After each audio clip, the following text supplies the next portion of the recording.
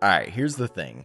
Most people cold call completely wrong. If you're good at cold calling, it shouldn't feel like a cold call. Every time that I make a cold call, I'm trying to do two things.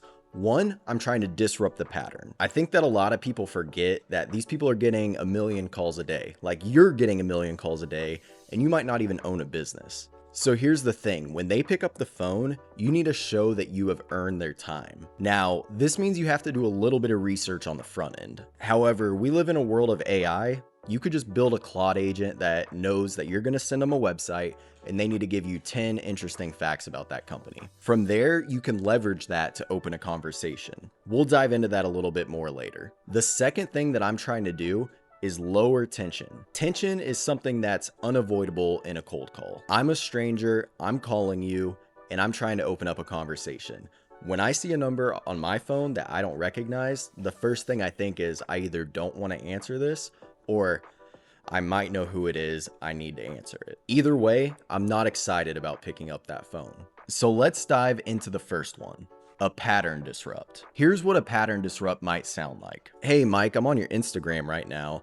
Are you guys still working over there on 12th Street? Obviously, you need to be able to pivot from that, but try and use something like that as an opener. The key thing here is that you need to be genuine. Don't just use that opener and then be like, okay, now I'm gonna try and sell you something. Because in all actuality, on a cold call, you really shouldn't be trying to sell them anything. The real goal of a cold call is to open up a conversation. So from there, you could say something like, oh, cool. Well, I know Derek. He's working on that project. He's the project manager. You know Derek at all? And then from there, you can pivot it to, yeah, well, I work with Derek. We've done this and this for him.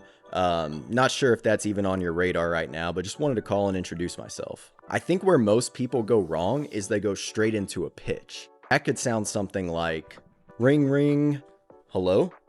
Hey Mike, this is Blazik over at ATX Luxury Restroom Company. We provide luxurious restrooms for blah, blah, blah, blah, blah. Like that's not it. Another important thing in this phase is to match their tone. Some people answer the phone like this, hello? While others might answer the phone like, hello. So here's how it would go matching the tone for each. Ring, ring, hello?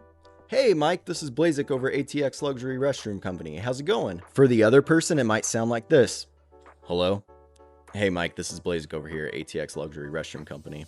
Now, if there's somewhere in the middle, I would almost always lean on the more casual downtones. A downtone sounds something like, hey, how's it going? An uptone is like, hey, how's it going? An uptone typically sounds a lot more salesy. A downtone is associated with calmness and familiarity. Another thing to point out when we're talking about pattern disrupts is you need to be free in the conversation. A small tip that I use when cold calling is to just kind of lean back and get in a really comfortable, casual mode. And what I mean by being free in the conversation is that if you hear a baby crying in the background, if you hear a dog barking, you can feel free to call that out. Something like, oh, hear a dog in the background, does he hate cold calls too? Is something you can say to break the pattern.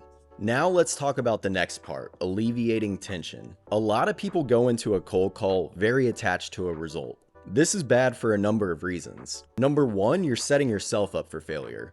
Cold calling is a very hard game, and you're not just going to get people every time you call that are like, yeah, let's do business together. And number two, I think if you're a good person, you're trying to not make the other person feel uncomfortable. A lot of sales gurus will tell you the opposite, but I'm actually not a fan of going for a hard close or even pitching the product. I look at a cold call as more of an opportunity to see if we might be a good fit for each other. And by taking everything that we did in step one, where we're disrupting the pattern, hopefully building a bit of rapport, we did our research, we know something about the company, we've been able to connect that to a person we might know, or a project we've worked on, or something else. We're able to go into the next step very casually. Like I said, just saying something like, well, cool, I know you worked with Derek over at this project. We worked over there too. I'm not sure if this is even on your radar, but this is what we do. Is that something y'all have been thinking about? You'll notice this is very different than me saying something like, I'm just calling because we're doing a July special on roofing. When can we come by to look and see if this might be good for you? That's all about you.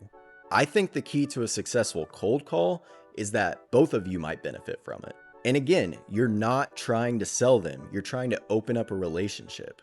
A win from a cold call could look like, Well, cool. Hey, I'm going to add you on LinkedIn. Let's stay in touch. And yeah, maybe someday we'll work together. That is a successful cold call because now you're on LinkedIn. You can hit them up in a month, ask if they want to go grab coffee. The relationship has started. And guess what? Sometimes people are going to answer the phone and they're not going to want anything to do with you. That could be for a number of reasons. They might be having the worst day of their life. They might not genuinely be interested. They might not care what you have to say. All of that is okay. In my next video, we're going to pick up the phone and cold call together. And if you think it all would be helpful, in another video, I can show you tools that I use to gather phone numbers to make these phone calls. We can also spend a little bit of time researching companies and showing you how you can connect certain dots to make the cold call a warm call. If you think this video provided you any sort of value, please hit subscribe below, and we'll see you next time.